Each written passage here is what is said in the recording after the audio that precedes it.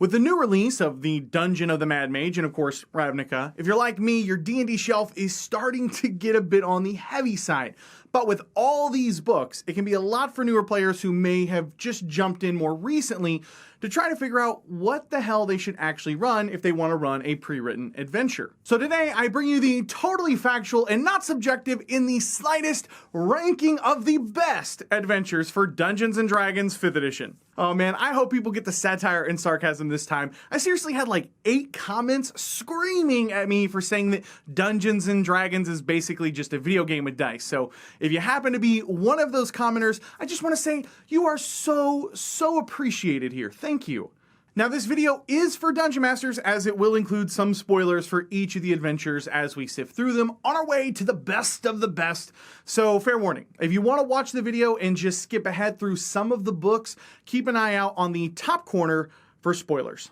Okay, coming in at number 11 is Hoard of the Dragon Queen. Oh boy, where to begin with this one? I have been both a player for about half of this book, and I've ran it as a Dungeon Master, and it definitely belongs down here at the bottom of this list. Now, in fairness to Kobold Press, who wrote this for Wizards of the Coast, I think the adventures released for 5e are pretty solid compared to older editions, and I'm not just lumping in Rise of Tiamat with this either. This is purely just Hoard of the Dragon Queen. Dungeon Masters running Hoard will find a very linear story, extremely linear, as the Cult of the Dragon is amassing a great hoard of treasure for the ultimate resurrection of Tiamat, the multi-headed dragon god. The players start by getting thrown right into the middle of a raid, and then are gently asked to be well over the top heroes by tracking the looters from place to place until they figure out what the hell is actually going on. Seriously, that's pretty much the adventure here. Kobolds, cultists, kobolds, cultists, more kobolds and more cultists. The high point for Hoard, in my opinion, is the second showdown with Cyanrath, at around level 3-ish for the PCs. This character has already kicked someone's ass previously in the party, and when they encounter him at the raider camp in the back of the caves, this can be a very memorable fight. In fact, the first time that I went through this as a player, we got TPK'd against him, and when I ran this for my home group, it was really a back and forth slugfest that had the player standing over the table and screaming when they finished him off with a critical. Definitely a high point in this relatively monotonous adventure. The low points for Hoard are a bit more frequent than in some of the other adventures, which is why this book is ranked last here on our list. The fights in Greenest to start off the book are hard for new DMs to run and incredibly hard to just balance. The linear story is literally so straightforward that the players infiltrate the cultists like 5 or 6 times throughout the book, with their second and third encounter with them going from the camp back to Greenest, then back to the camp, then back to Greenest, then they hit the road to catch up with them again. And during all of this, there are really not a ton of really great roleplay opportunities, with the best being the 80-day wagon ride, but by then the players are so ready for the story progression to happen that they usually don't care too much about the NPC whipping his horses a bit too hard. So Hoard of the Dragon Queen sits at the very bottom of our ranking at number 11. Next, we have Princes of the Apocalypse coming in at number 10. I gotta admit, I actually like this campaign personally. However, I'll recognize that this campaign isn't quite up to the snuff of the rest in our list. And I think a lot of the problems that this campaign had was more about the timing of it than the actual campaign itself. Dungeon Masters will find the tale of 2 campaigns here, almost as if Wizards of the Coast told Sasquatch they were going to release 2 books like they did with the Tyranny of Dragons line, and then switched it over to 1 book at the last minute. The first part of the book is an open sandbox, and I mean wide open. It's everything Hoard was not. But DMs might find it so open that it's a bit frustrating if they aren't used to that type of game prep style and improv that sandbox games required. The second half of the campaign is an illusion of choice for the players. It's pretty linear as they take on the temple, but they still get to choose which parts to explore and start with. The high points of this campaign is the temple itself. It feels like this part of the book is really kind of what the whole book was about, but they had to create a shell story around it, and it definitely feels that way. The combats and challenges can be interesting at times, and players who enjoy a dungeon crawl will definitely dig this part of the campaign. On the other hand, some of the low points for this campaign is the disjointed story as it transitions from the sandbox to the temple. Just looking at the book itself gives you a good idea on the sort of randomness that this campaign can have, as chapter 1 has nothing but background. The entire campaign takes place in chapters 2 through 5, and chapter 6 starts off with, quote, "This chapter presents secondary adventures loosely tied to the elemental evil storyline." And when they say loose, they mean loose, which can be tough for more inexperienced D&D groups.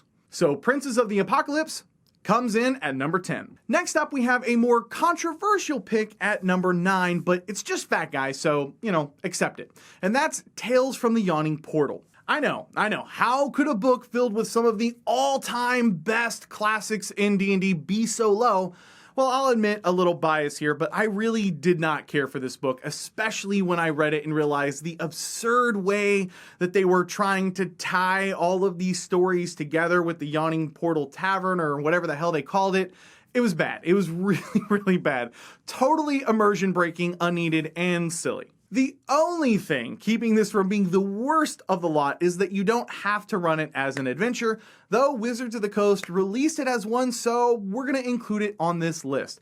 And, of course, it's technically made up of some of the most famous D&D adventures. Now, notice that I said most famous there and not greatest. A lot of these are included for more nostalgia, in my opinion, than actually how great their conversion in 5e was for this book. But this is definitely a hit or miss adventure for D&D groups. Likely, newer players will not have nostalgic feelings towards the adventures, and older players might be excited at first, but they can tire quickly from the adventures if they indeed are already familiar with their past versions. I think number 9 is exactly where this book should fall. Patches of brilliance, but most likely DMs will only utilize fragments of the material within it.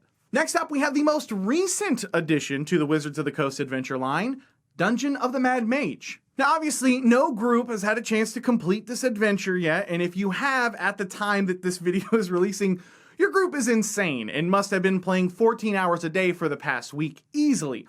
But I have read through a good chunk of this thing already, and of course, it's more or less a remake of the Ruins of Undermountain from 2nd edition. But its ranking at number 8 isn't because the plot hooks use Durnan and Yawning Portal, or because I think that it's a sloppy remake, which I don't. It's mostly because this adventure is geared towards a very heavy dungeon crawl group, which is basically what this adventure is. However, I think that Mad Mage is a pretty fun adventure for the right group, and it has just enough plot points to get players involved before they descend into the madness of its 23 levels, which, let's face it, if you're a group wanting to play Mad Mage, you probably don't need to have much plot anyways. As far as high points and low points, this is going to vary for each group, and it's probably going to be more dependent on where those evenings exist with hilarious poor dice rolling or amazing last-second saves being made at just the right time.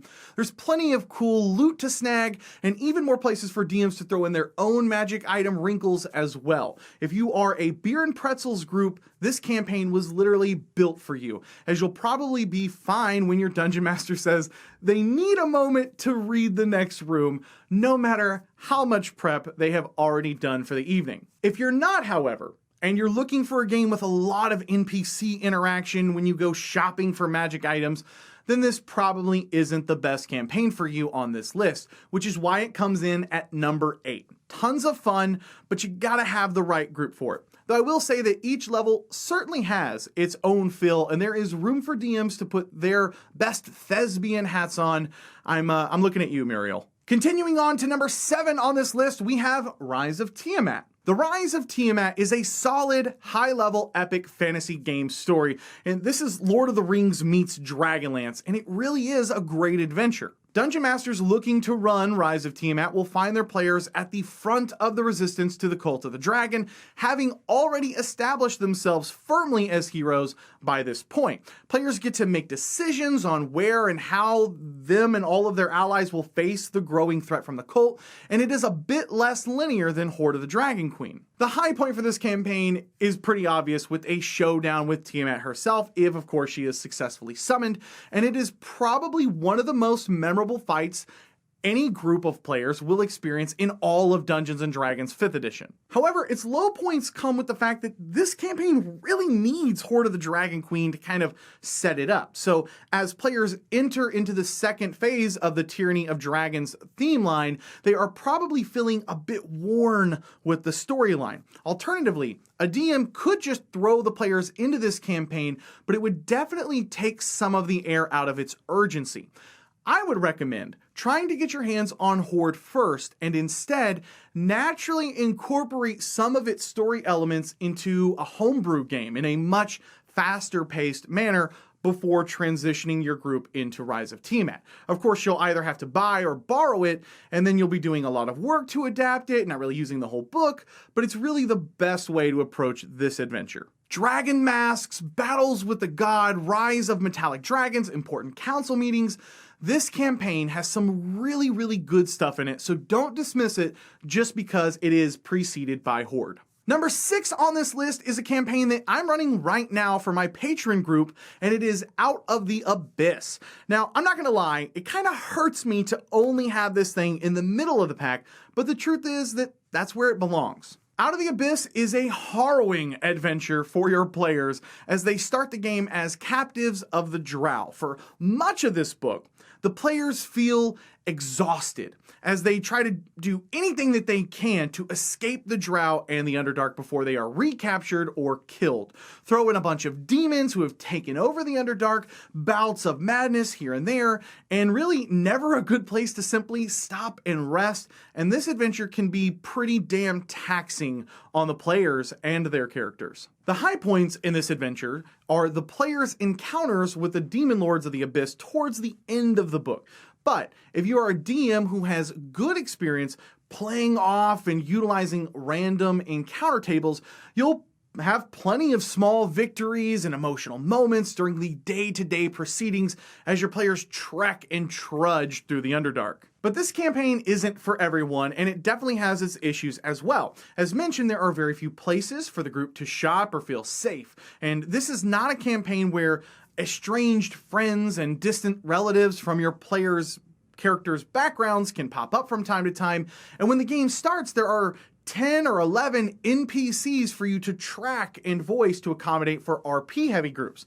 The only problem is that even if you want to give them out for your players to RP, they either take a good portion of the light off the PCs or they clog up the constant little battles from random encounters. Which is why Out of the Abyss comes in at a solid 6, but it isn't better than the other adventures on our list. Next up is probably my single favorite adventure ever written, the Dungeons & Dragons 5th edition starter box, Lost Mines of Phandelver. Man, do I love this adventure. After going through this as a player, I have since ran the first part of this adventure for groups of newbies 8 different times. Seriously. Lost Mines to me is the quintessential Dungeons & Dragons adventure with your friends, and I love the way that it throws new players into the game with a simple and clean hook of, you've been promised 10 gold to deliver this wagon.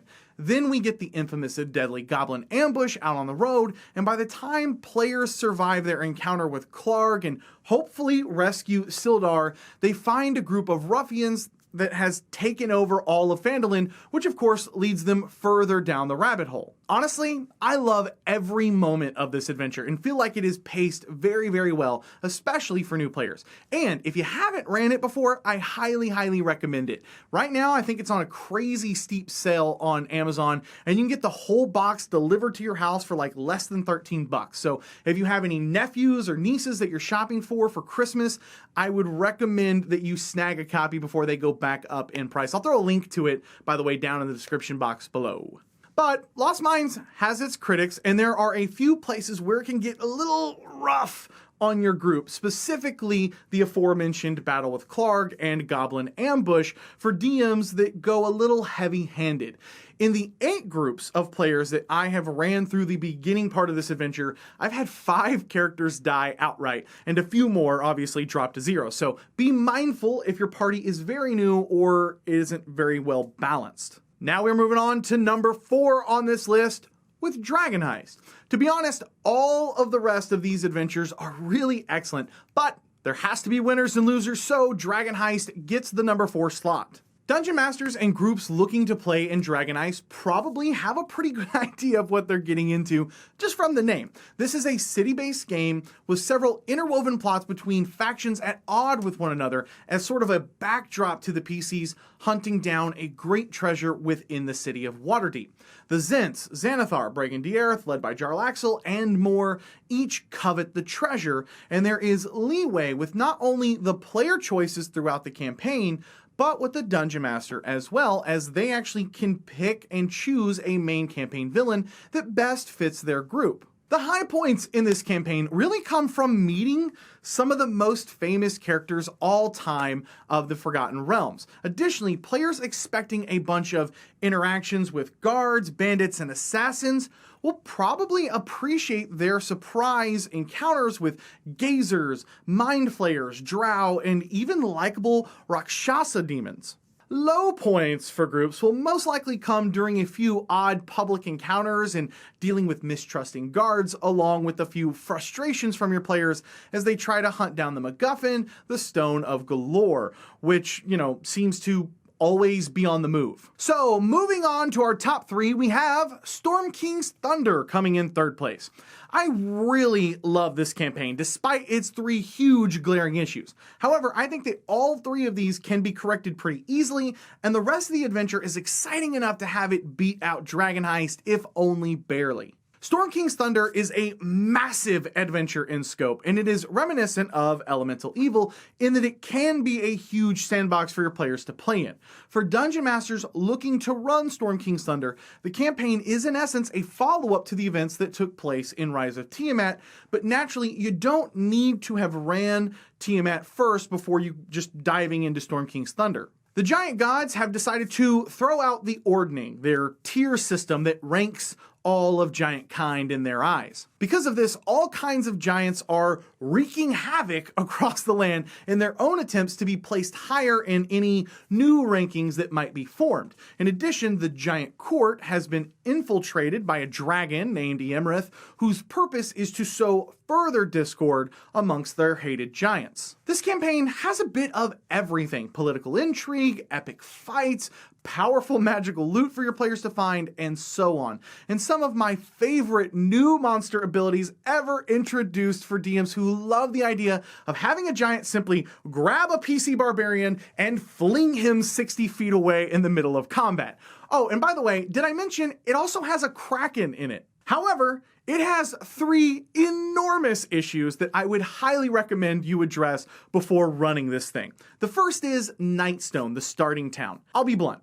Nightstone sucks. It's literally only there to get the players from 1 to level 5, and it feels like even the Wizards writing team didn't care too much about it. They literally shoved the entire levels 1 through 5 into one single ghost town, all taking place in one chapter of the book. Skip it. Trust me. Just start the campaign at level 5, or better yet, run Lost Mines of Phandelver instead. Next, at level 5, you have 3 different options that all lead to the same path. Your campaign can lead to Bryn Shander, Golden Fields, or Tribor. Let me just make it easy on you. Just go to Bryn Shander and ignore the other 2 options. You can thank me later. And finally, the final showdown at the end of the campaign with Ymrith has the PCs accompanied by the Storm Giants.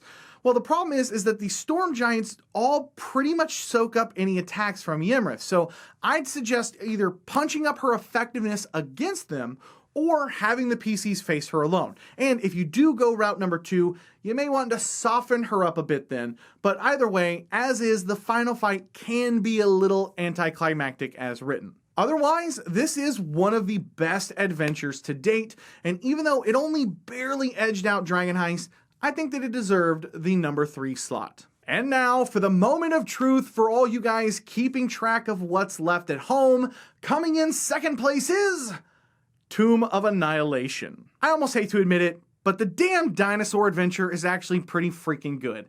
And while I think that dinosaurs in a generic fantasy campaign of Dungeons and Dragons incredibly breaks my immersion, really hardcore, in the land of Chult, I can totally buy it. Yes, I'll ignore the cringy alignment-based trickster gods and all the Jurassic Park theme song jokes at the table and slap this bad boy here at number 2 because it truly does have a lot going on for it with one of the better plots, a solid lineup of villains, a soul-eating monster, Yuan-Ti, a jungle crawl that feels like an old-school dungeon crawl, and on and on. Though, like all these adventures, it's not without a few bruises. The biggest probably being that aforementioned trek through the jungle. Hex crawls are fine, but if you have an inexperienced DM who hasn't quite mastered their pacing yet, this definitely has the potential to turn a fun game into a dreadful nightmare. And for players who might find the thought of losing a character and rolling up a new one abhorrent,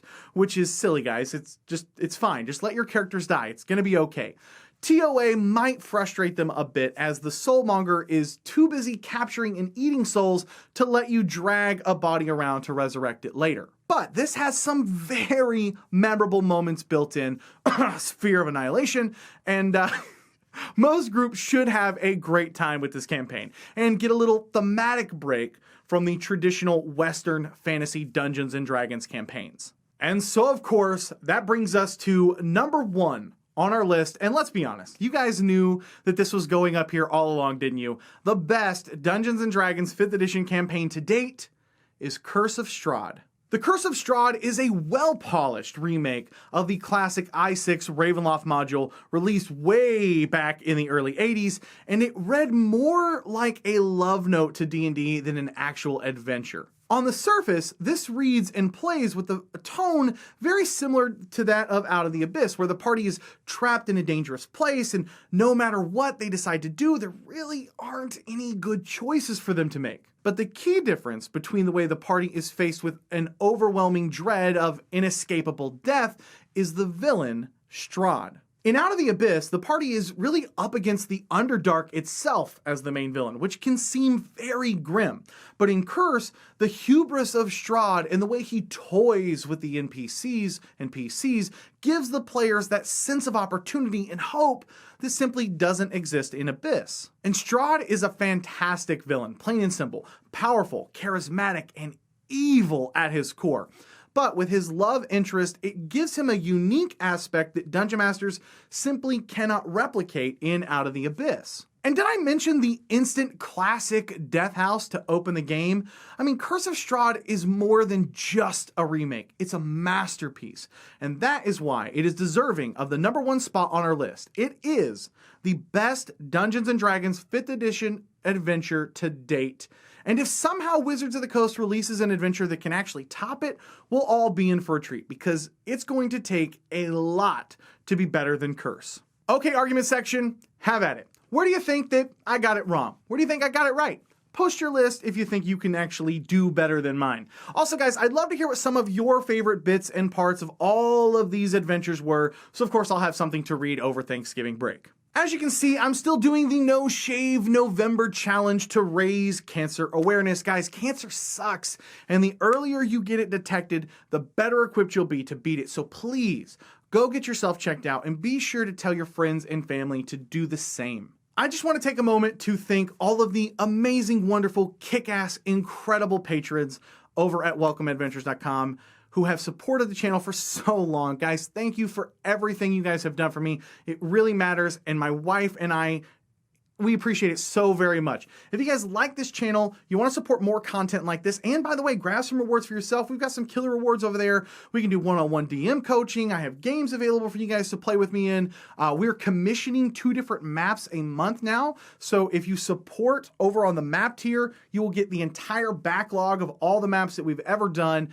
And of course, the longer you subscribe, the more maps you'll get. So welcomeadventures.com is a great way to support the channel. And yeah, I would appreciate it.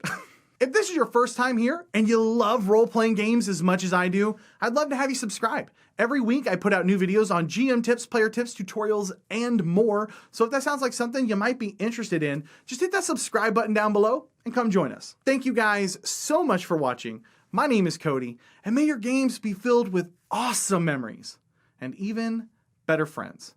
I'll catch you guys next time. Yeah.